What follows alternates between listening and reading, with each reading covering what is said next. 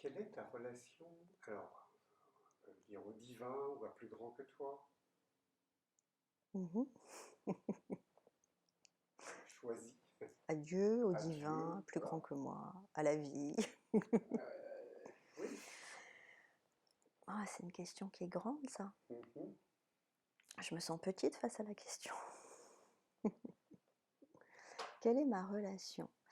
Euh, je crois que c'est quelque chose qui a toujours été, en tous les cas, plus grand que moi. Ce plus grand que moi, j'ai l'impression que je le cherche depuis toujours.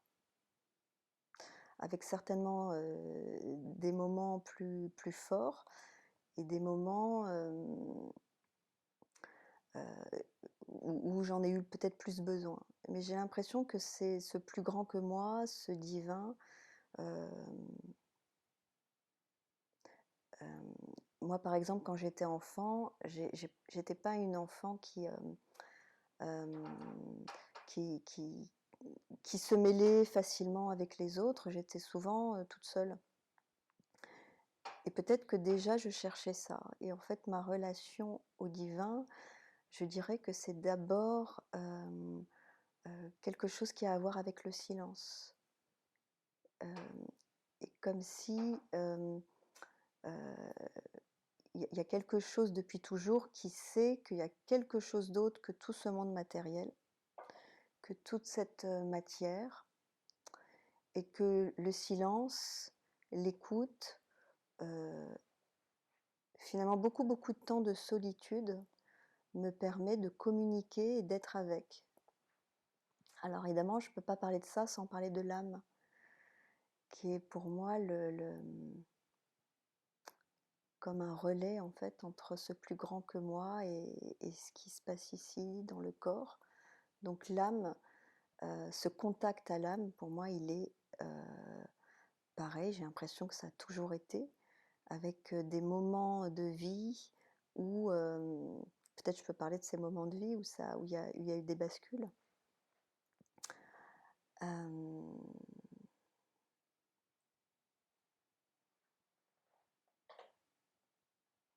alors peut-être que les premières bascules, ça a été la perte d'êtres chers, des êtres qui ont compté pour moi et qui sont partis, ou je pense par exemple à une grand-mère euh, auprès de qui je suis restée.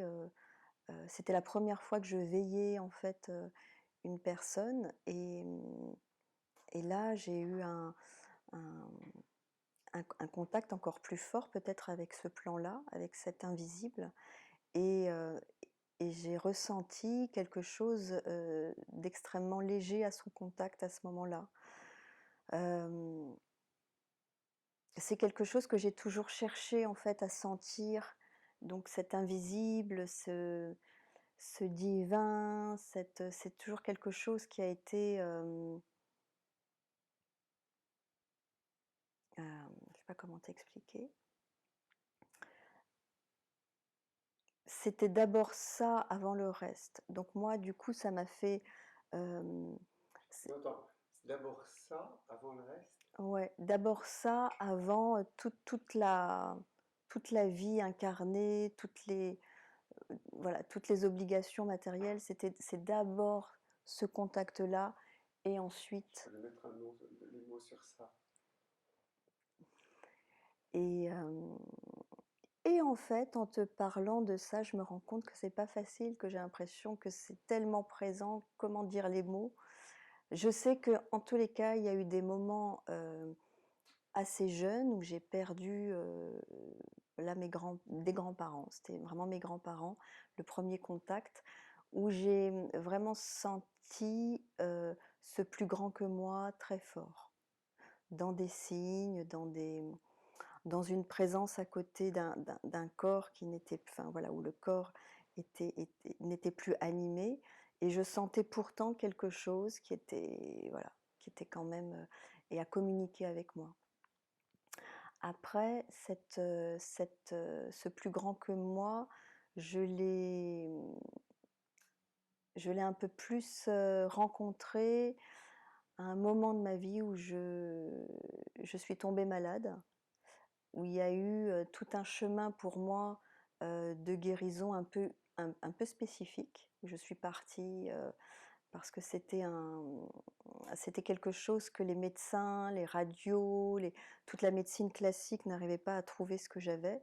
Donc moi, j'ai été voir au Brésil, aux Philippines, c'est là où j'ai rencontré des guérisseurs avec des techniques un peu particulières en fait. Et dans ces rencontres et dans ce qui s'est vécu pour moi, cette présence, cet impalpable, cet indicible, ce plus grand que moi, a été extrêmement fort, quoi, extrêmement présent. Ça a été une façon d'être et de vivre. Je me souviens qu'au Brésil, la première fois, j'y suis restée 2 3 mois et c'était vraiment habituel de voir des miracles là où j'étais tous les jours, quoi. Donc de voir quelqu'un qui, c'était pas lourde, mais c'était pas loin, qui se levait de son fauteuil roulant, qui marchait, des êtres qui guérissaient. Voilà, c'était pas un distributeur de miracles non plus, mais c'était un lieu où ce plus grand que moi et ce plan divin, euh, je sais pas comment te dire, quoi. C'était là à chaque instant. Il suffisait que un jour, parce que ce que j'ai travaillé beaucoup dans ces endroits-là, c'est la foi. C'est vraiment de croire, quoi. On va en parler Ah, tout à d'accord. l'heure. On va en parler. Je peux quand même un peu là Ah ou... oui, bien sûr, oui, oui, oui, non, tu peux. Et alors, vraiment, je suis arrivée dans ce lieu. Alors juste pour dire, ce que j'avais, c'était une énorme inflammation sur tout le corps et un corps qui était complètement ankylosé par ces inflammations, voilà, des pieds à la tête. Je ne pouvais pas m'asseoir par terre, etc. Quand j'ai commencé à aller chercher une autre façon de me guérir je suis allée dans des lieux où on ne s'est pas occupé du corps, où on m'a invité à m'asseoir et à méditer ou à prier c'est-à-dire que dans ces lieux-là et les guérisseurs que j'ai rencontrés m'ont invité à d'abord nourrir mon âme. Parce que pour eux, toute la maladie vient du fait qu'on n'est pas assez en contact. Donc moi, pendant tous ces temps-là, tout en étant heureuse d'être présente, les yeux fermés, de me poser et puis de plus chercher à guérir au fond, c'est comme si une partie de la douleur partait et en même temps, il y avait cette histoire de foi et de doute qu'une guérison puisse se vivre totalement, simplement en étant en contact avec mon âme et moi ce que j'appelle maintenant ma matière d'âme. Ça devenait de plus en plus concret au fur et à mesure où je restais dans ces lieux-là. Et la foi, elle est venue dans un temps où dans ce lieu, il y avait un rosaire tous les soirs en brésilien. Donc, c'était pas une langue que je comprenais. Et le rosaire, je dois t'avouer que jamais j'avais été en France, en tous les cas, en vivre un. Donc, je vous salue Marie, je connaissais la prière, mais je ne savais pas du tout ce que c'était. Et comme c'est un lieu où on peut beaucoup s'ennuyer le soir, j'avais quand même décidé d'aller au rosaire pour passer un peu le temps, pour voir des gens, parce que j'étais beaucoup les yeux fermés quand même pendant ces mois-là.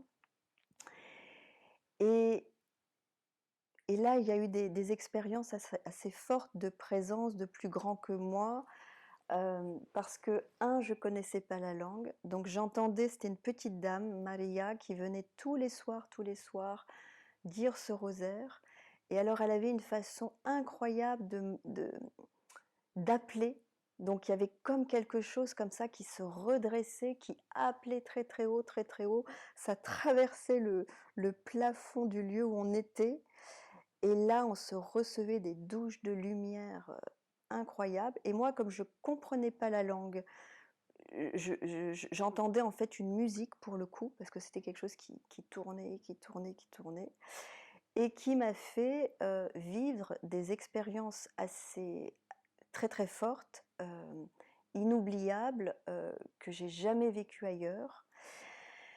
Et parce que du coup la répétition était importante, j'y allais tous les soirs. Et dans ces retrouvailles chaque soir, c'était comme des couches comme ça qui se levaient. Et donc, donc cette histoire de doute, il y avait des couches qui, au fur et à mesure du rosaire, se levaient. Et je me souviens que il y a eu des moments de grand doute de tout ça. Je m'asseyais et je me souviens d'un soir, juste avant que le rosaire démarre, je m'assois, je ferme les yeux. J'étais très reliée à ma grand-mère paternelle qui venait peut-être, oui, ça faisait peut-être quelques années qu'elle était partie. Et je ferme les yeux et je dis, bon, ben voilà, si jamais c'est vrai tout ça, tout ce truc de l'autre côté, je voudrais un signe. Et à ce moment-là, il y a un petit papillon qui est venu là, bleu. Il y a beaucoup de papillons bleus au Brésil. Et là, il y avait mon compagnon de l'époque qui était à côté, je ne bougeais plus. J'ai vécu le rosaire avec ce petit papillon, mais j'étais complètement distraite. Le rosaire, je m'en fichais en fait. C'était ça en fait, il y avait ça qui était là. Et ce papillon, il est resté pendant tout le temps de ce rosaire inoubliable. Et quand ça s'est terminé, je me suis levée, il était toujours là. J'ai fait quelques pas. Je me suis assise dehors, il y avait un petit... Et là, j'ai juste remercié. Et à ce moment-là, le papillon est parti. Comment te dire? Moi, c'est ça, en fait. À partir de là, je vais même... Voilà, c'est en te le racontant que je me rends compte que c'est même pas d'avoir vu les gens se lever du fauteuil roulant, guérir. J'avais un ami qui s'est guéri d'un truc, mais impossible à guérir avec la médecine classique. C'est ce genre d'expérience qui, moi, m'a fait complètement m'abandonner, ou en tout cas un peu plus à la vie. Parce qu'on peut parler de Dieu, de la vie, de cette chose, cette présence. Et tu vois, moi, par exemple, en séance, j'écoute beaucoup, mais je parle aussi beaucoup. Mais je crois que je parle pour sentir cette qualité de silence qu'on sent là tout de suite, et pour la faire sentir à l'autre. Parce que pour moi, dans cette qualité de silence, il y a quelque chose de divin. Et je crois de plus en plus que tous les mots que je peux prononcer, c'est pour qu'à un moment donné, il n'y ait plus rien à dire et qu'il y ait ce silence qui porte cette présence, qui porte ce plan divin, la vie, le plus grand que soi, la vastitude, cet amour qui n'a pas de fin, cette joie sans raison, cette paix absolue.